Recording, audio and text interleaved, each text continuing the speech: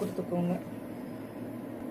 So இப்போ already பார்த்தீங்கன்னா leggings வந்து திக்கான மெட்டீரியல். ஸோ நம்ம மேலே எந்த கிளாத்தும் போட வேண்டாம். நான் ஜஸ்ட் ரயான் மோடில் மட்டும்தான் வச்சுட்டுக்கிறேன். ஸோ கீழே இருந்து நம்ம வந்து ஜஸ்ட் ஒரு இடத்துல வந்து 15 செகண்ட்ஸ் அளவுக்கு வச்சா போதும். அதுக்கு மேலே வைக்க வேண்டாம். ஜஸ்ட் 15 செகண்ட்ஸ் ஆனதுமே எடுத்துட்டு அடுத்த இடத்துல எங்கே என் பண்ணீங்களோ அந்த இடத்துல அயன் பாக்ஸோட சென்டர் பிளேஸில் தான், சென்டர் பார்ட் தான் நம்ம வந்து இந்த டிசைன் மேலே வைக்கணும். அப்போ தான் உங்களுக்கு ஹீட் வந்து நல்லா ட்ரான்ஸ்ஃபர்.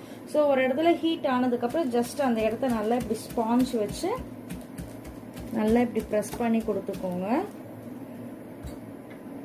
இஃப் சப்போஸ் உங்கள் லெகின்ஸ் வந்து தின்னானா ஹீட் கம்மியாகவே நீங்கள் வந்து வைக்கலாம் ஃப்ரெண்ட்ஸ். ஸோ இதை நம்ம வச்சுட்டு இப்படி இந்த டிசைன் எப்படி வருதுன்னு நம்ம பார்க்கலாம்.